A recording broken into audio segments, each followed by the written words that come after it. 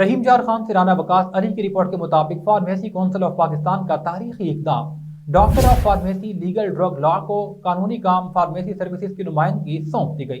Pharmacy council of Pakistan کے letter کے مطابق فارمیسی سروسز کے لیے فارماسسٹ کو پابند کر دیا گیا۔ کیٹیگری اے فارماسسٹ کو گریجویشن کے بعد فارمیسی سروسز فراہم کرنے کی ہدایات جاری کر دی گئی۔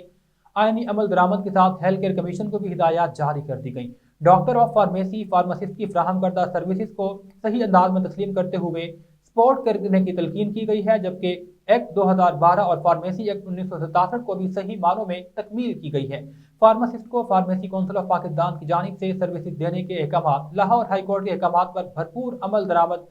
چیف منسٹر مریم نواز، وزیر صحت خواجہ عمران نذیر کا شعبہ صحت میں انقلابی اقدام، سردار شبیر، ڈاکٹر عالمگیر راؤ، ڈاکٹر شفا بنکش، عبد المجید بھٹی، ڈاکٹر کلیم اللہ، ڈاکٹر عمیر اکرم ڈار، ڈاکٹر عبد الجبار مکسی اور دیگر فارماسسٹ ایسوسی ایشن کی کاوشیں رنگ لے آئیں۔ فارماسسٹ برادری شعبہ صحت میں کارہائے نمایاں سر انجام دینے کے لیے پرعزم ہے۔